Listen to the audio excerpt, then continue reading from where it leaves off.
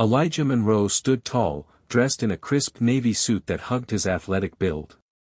His polished shoes echoed across the marble floor of LAX as he carried only a slim leather briefcase. He had no entourage, no flashy jewelry, and no corporate logo on his chest, just a calm demeanor and a subtle confidence in his stride. He reached the private check-in for SkyNova Airlines, ready to board a flight to London for a major announcement. Today was the 5-year anniversary of his full acquisition of SkyNova, an airline he had built from the ground up after buying it out of bankruptcy with money he made from a tech company few had believed in.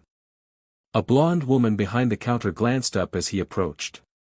"Sir, the line for economy class is over there," she said, pointing to a crowded row of passengers. Her voice was polite but distant, automated, as if she had said the same thing 100 times that morning. Elijah offered a slight smile. "I'm not flying economy." Without asking for his name, she shook her head. "That line is only for executive members and first-class ticket holders." "I am aware. I'm going to have to ask you to step aside until your group is called." She looked beyond him to the next passenger. "Sir, you can come forward." Elijah didn't move. "I'd like to speak with the ground manager, please." A hint of irritation flared in her eyes. "About what?" "About a conversation we're having. And about how this airline treats its guests." Before she could respond, a tall man in a tailored suit rushed over. "Mr. Monroe," he said, slightly out of breath. "We weren't expecting you to check in here, security usually takes you through the private suite." Elijah gave a small nod. "I decided to walk through the front today. Thought I'd see how things are handled on the ground." The check-in woman blinked rapidly. "Wait. Monroe? As in? Elijah Monroe?" The manager gave her a look that said everything. She stepped back, visibly shaken. "Elijah Monroe is our founder and majority shareholder," the manager said quietly. "You just told the owner of the airline to wait in the economy line." Elijah looked her in the eye, not with rage, but with calm disappointment. "I don't need special treatment," he said. "I just need your team to treat every person with respect. Because not everyone who walks through these doors will be me. But they all deserve dignity." She opened her mouth to apologize, but Elijah was already walking with the manager toward the private boarding lounge. As they passed through the VIP security lane, the manager leaned in. "Would you like her terminated?" Elijah stopped walking. "No," he said. "But I do want her retrained. And I want a full audit of how we greet passengers. If my presence alone changes how people behave, then something is deeply wrong." The manager nodded, taking mental notes. Elijah's phone buzzed. A message from his assistant. "Press waiting in London. Confirming if you'll announce the new SkyNova global partnership at the gala." He typed back. "Yes. And add a new initiative, frontline kindness training. Effective immediately." This wasn't just about a flight. It was about changing the altitude of how people were treated. Elijah Monroe sipped a glass of sparkling water as he reclined in his private suite on the jet. The hum of the engines and the soft jazz playing overhead created a calm atmosphere, one that gave him space to think. The in-flight assistant, Jamila, a sharp and composed black woman in her early 30s, approached with a tablet. "Mr. Monroe," she said warmly, "we've just crossed over Denver airspace. You asked to be alerted before your announcement." "Perfect timing," Elijah replied, setting his drink down. "Let's get everyone in the main lounge. Time to make it official." She nodded and moved to gather the key passengers and staff. Unlike commercial flights, SkyNova's upper-tier jets were designed for board-level clients, diplomats, and ultra-VIPs, with conference seating, private suites, and a common business lounge at the heart of the aircraft. Minutes later, a small group had gathered in the luxurious mid-cabin lounge. Among them were SkyNova executives, tech entrepreneurs, a foreign ambassador, and even a famous singer on her way to perform at the Royal Gala in London. Elijah stepped forward, commanding quiet with nothing more than his presence.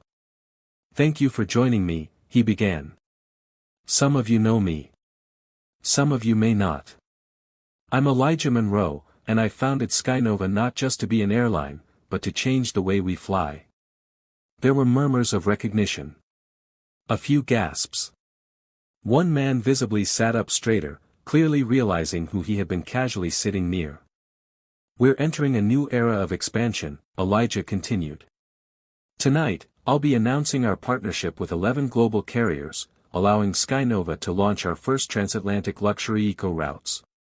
But what I care more about is something simpler: how people are treated the moment they walk through our doors."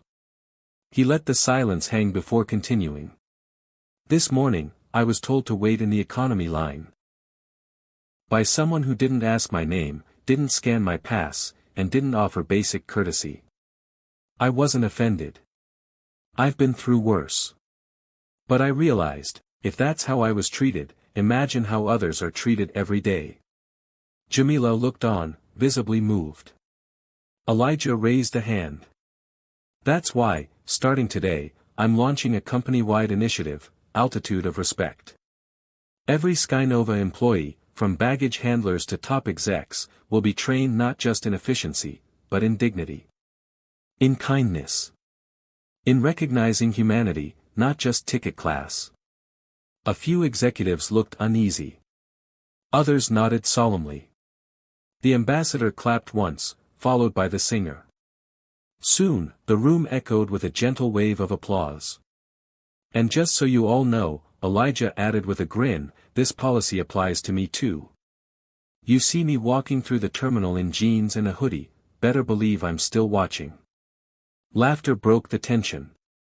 Afterward, people lingered to shake his hand. A younger employee from marketing, Ava, approached cautiously. "Sir, may I ask, why didn't you just skip the main terminal? You have the private entrance." Elijah looked at her. "Because power only matters if you use it to protect people who don't have it. And because the front line is where the truth lives.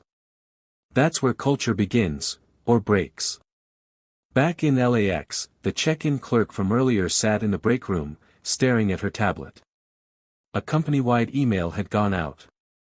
Subject, from Elijah Monroe, "A new altitude begins today." She clicked it open and read every word. The ballroom at the Corinthian in London shimmered with gold-trimmed elegance. Journalists, investors, celebrities, and airline executives from across the globe mingled beneath chandeliers while waiters glided past with champagne and hors d'oeuvres. SkyNova's 5-year anniversary gala wasn't just an event, it was a declaration. The company's rise from near bankruptcy to global innovation leader was nothing short of legendary. But tonight wasn't about celebration alone. Elijah Monroe was set to unveil something no one outside his tight inner circle knew about. Backstage, Elijah stood quietly in a tailored black tuxedo, watching the crowd through a side curtain. His assistant, Julian, adjusted his earpiece. "You sure you want to bring her on stage?" Julian asked. "It might draw attention." "That's the point," Elijah said, his tone firm but kind. "People need to see the change in motion, not just hear about it." Julian nodded. "She just arrived. She's a little nervous." Elijah smiled. "So was I when I started this." A voice announced through the speakers. "Ladies and gentlemen, please welcome the founder and CEO of SkyNova Airlines, Mr. Elijah Monroe." Applause rose like a tide as Elijah stepped into the spotlight. He moved with grace, unhurried, owning the room without arrogance. "Good evening," he began. 5 years ago, this airline was nearly forgotten. Today, it flies across oceans, connects cultures, and employs thousands. But tonight isn't about jets or profits. It's about people." He paused. "Earlier today, something happened in one of our terminals. A frontline worker made a snap judgment, one that reflected an attitude far too common in our industry and our world. Instead of seeing a person, they saw an assumption." The room quieted. "I could have fired her. But that wouldn't fix anything. So instead, I'd like to introduce her. Gasps rippled across the audience. From the side of the stage, Dana, the LAX check-in agent, walked out in a modest black dress. She looked nervous but composed. "This is Dana Porter," Elijah said. "This morning, we had a moment neither of us expected." But Dana didn't run. She accepted responsibility. And after a private conversation, she agreed to join our new leadership mentorship program, so she can help transform the very culture she once upheld. Dana stepped to the mic, eyes glistening. "I made a mistake," she said. "But Mr. Monroe didn't shame me, he gave me a chance. He reminded me that leadership is about lifting people up, not locking them out." The room broke into unexpected applause. Elijah stepped back in, smiling. "This is what SkyNova stands for: second chances, better choices, and a new altitude of respect." By the time the gala ended, Elijah had introduced the Altitude of Respect Fund, a $10 million initiative to train, educate, and elevate frontline airline workers across partner carriers. Several airline CEOs pledged to adopt similar programs within the hour. Backstage, Dana exhaled deeply. "I still can't believe you brought me here." Elijah looked at her kindly. "Everyone has a day they wish they could redo. You just chose to make yours count." As the lights dimmed and the guests began to leave, Elijah gazed out over the city of London from the rooftop balcony. For him, this was never about being seen or being praised. It was about building something better, and proving that the real altitude wasn't just about how high you fly, but how well you lift others with you.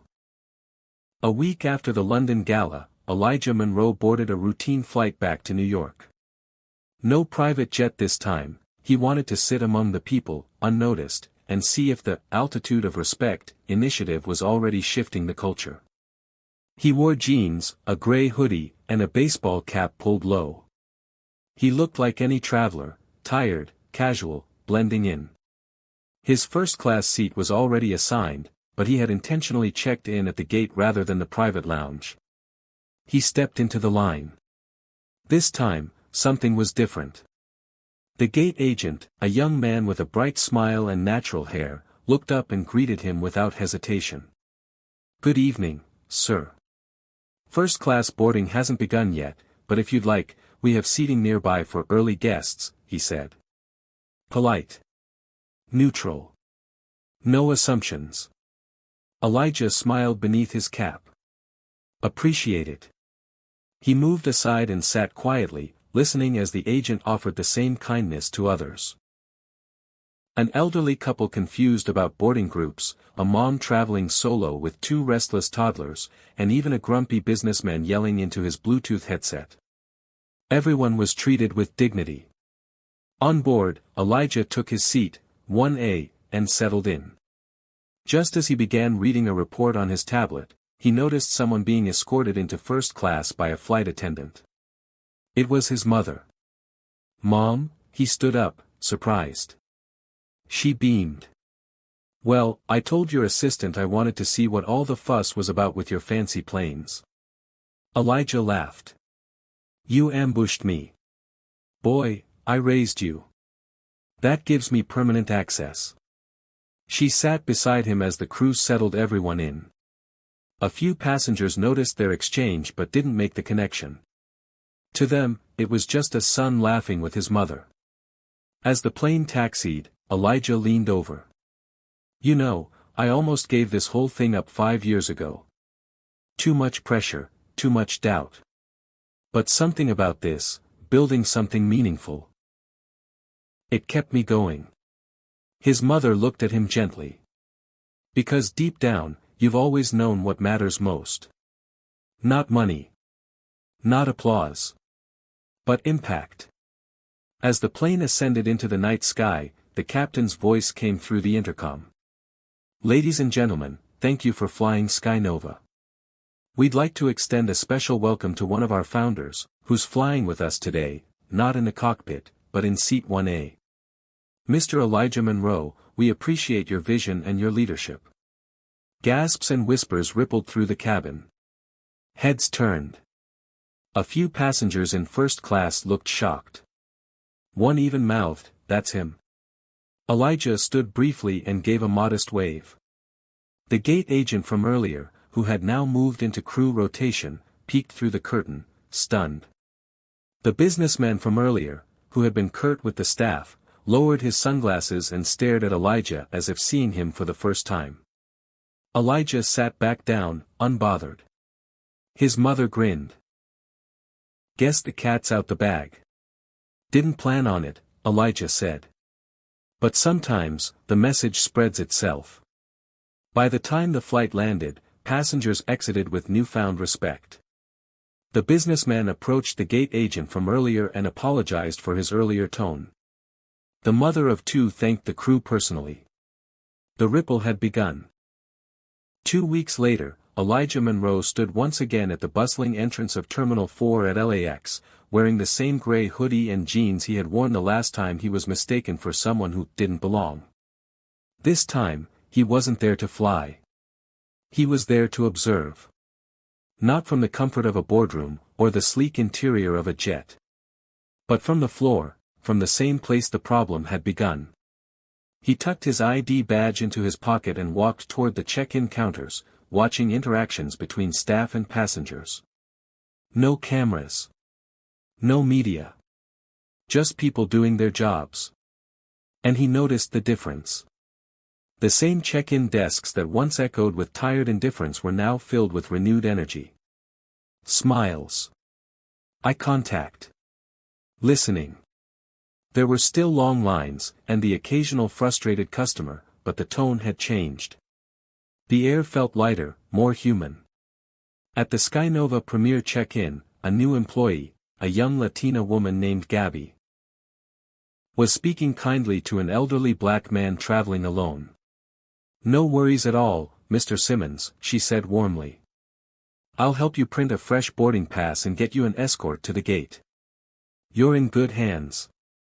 Nearby, Elijah spotted someone he hadn't expected to see, Dana Porter, the same woman who had turned him away weeks ago. Now, she wore a new badge. Dana Porter, Passenger Experience Lead. She noticed him and walked over, not with nervousness, but pride. "Mr. Monroe," she said with a small smile. "Didn't think you'd circle back so soon." "I like to see things for myself," Elijah replied.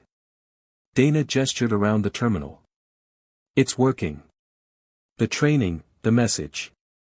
People talk about it, how it's not just about company image. It's personal now." Elijah nodded. "Because it always was." She glanced down for a moment. "I still think about that day. And I still think about how you handled it afterward," he replied. "Leadership isn't about never messing up. It's about how you show up after you do." Just then, a young boy walking past tugged on his mother's sleeve and pointed at Elijah. "Mom! That's him. That's the man from the flight video." Elijah smiled as the mother offered an embarrassed apology. He waved it off. Dana grinned. "Viral moment, huh? Not by choice." "Well, it made an impact." Elijah reached into his pocket and handed Dana a sealed envelope. "What's this?" she asked. "A scholarship offer," he said. "SkyNova's covering full tuition for your degree in aviation management, if you want it. I read your file. You dreamed of being a director one day." Her eyes widened. "You're serious?" "I always am when it comes to investing in people." A rare emotion flickered across Dana's face, hope, renewed. Elijah looked around the terminal one more time before heading for the exit. "Keep this place flying high." As he disappeared into the crowd, Dana stood still for a moment, envelope in hand, feeling something she hadn't in a long time, belief. Not just in herself, but in the idea that systems could change, and that people could grow. Back outside, Elijah climbed into the back seat of a waiting SUV. His assistant looked back from the front. "All good?" Elijah nodded. "Better than good." It's beginning. And as the car pulled away from the terminal that once tried to push him out, Elijah smiled, not because of power or revenge, but because dignity had finally taken flight.